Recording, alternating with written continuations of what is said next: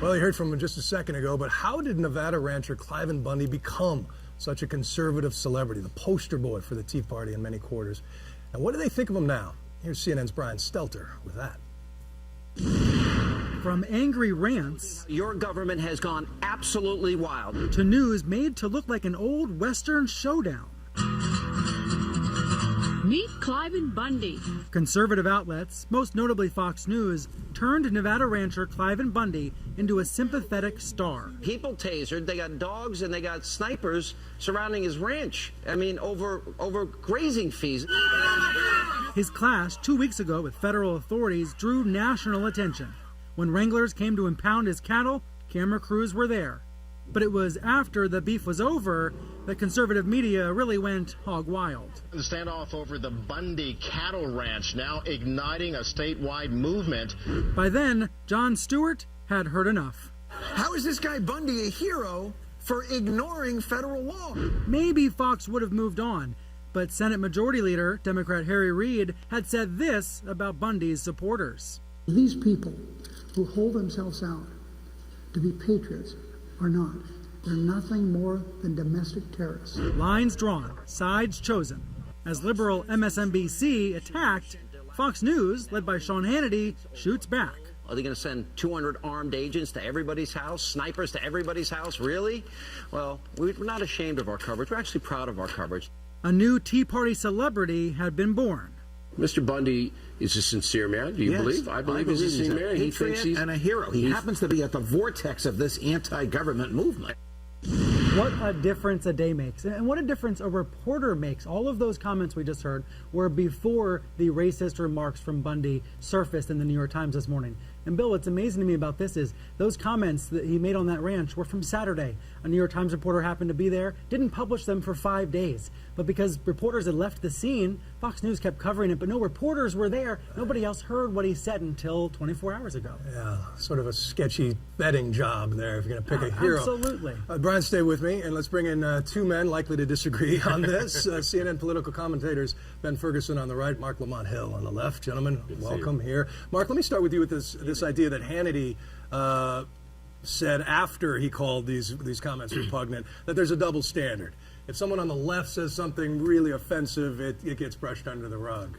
First, I'd like to see these left-wing comments that he's raising. I need a counterexample. I don't know any left-wing pundits or major political forces who stand up and talk about slavery, who are romantic about white nationalism, who hurl the N-word like Paula Deen did. I mean, whenever this stuff happens, it tends to happen from the right, not the left. So I don't see a correlate here. Ben, do you have any examples? I think there was a lady named Sarah Palin, and there was somebody once that said that they should defecate in her mouth. Do you not count that one as being a little extreme? Both sides have extreme people that say That's not extreme what I said, things. though, Ben. The same way. The argument wasn't that the left. Let me finish my point. But the argument wasn't that the left doesn't say extreme things.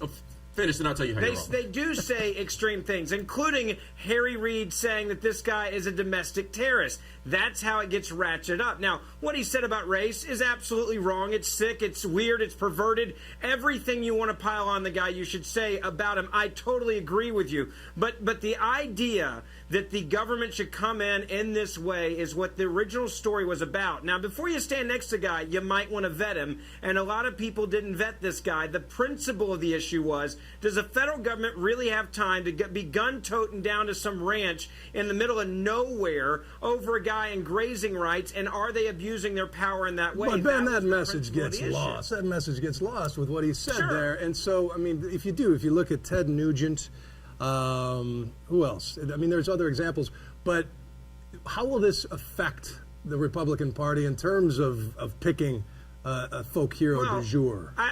I took a lot of heat for saying this on my show. I said I actually was very cautious of Mr. Bundy because I said, look, he's had a 20-year riff with the government. I think we ought to step back before we champion him. And I think that's what people are going to learn from this is just because in principle you agree with the idea, you might want to find out who the heck he's been for the last 20, 30, 40, or 50 years. And no one seemed to really do that because it was the principle of the government coming down on the little guy and bringing in guns in this Waco-type way. And we already saw what happened in Waco in history. Do we really want to go there again? And was this all worth it? The money wasted, the ratcheting up, the standoff, the Wow, snipers Ben. over That's the grazing same rights. argument. I don't think it was. But it's a selective indignation about government overreach, a selective indignation about government overspending on the little guy. I could make the same argument about immigration reform. I could make the same argument about the war on drugs. I could say we're picking on little people and we have too much 16 government million intervention. People coming in this And- country is a little different than grazing rights of cows out in the middle of nowhere. That's not the argument here. The point, Ben, is that when we talk about this guy, I could argue that he's taken literally millions of dollars from the federal government. There's some woman in Chicago who may have gotten $100,000 from the government over her entire life, and you're like, she's stealing all of our money. And he's no, let me finish, Ben. And he's representative not of one person, but of a broader range of people who are doing the same thing. It's not just one Bundy here. There's a lot of people here doing this, and that's the concern. And the other thing here is that Ben, let me finish the point. The other thing here is that while I agree, most of the right, including from Sean Hannity on down or on up, how you think about it, have run away from this comment, and I think they should have. Oftentimes, what Republicans are really saying is you can't be this explicit with it. You can think that black people are stealing from the government. You can think that subsidies are bad. You can think that maybe there's a level of dependency here that's pathological. Yeah. You just can't say it like that. It's like the Pine Tar thing last night. You can do it, just don't have it on your neck. Of guilt by association. That does worry me in this case. Here's the thing, though, for me. I'm new to cable news.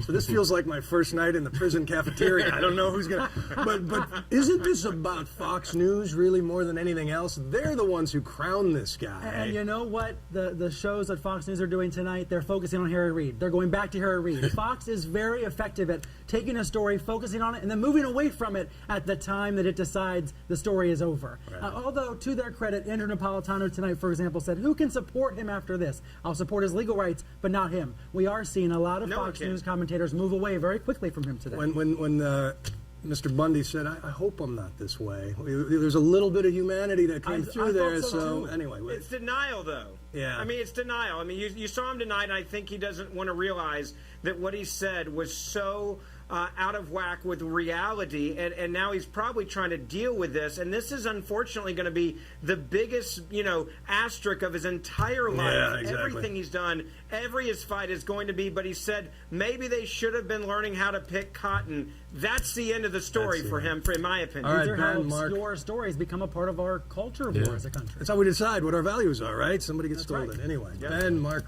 Brian, appreciate it, guys.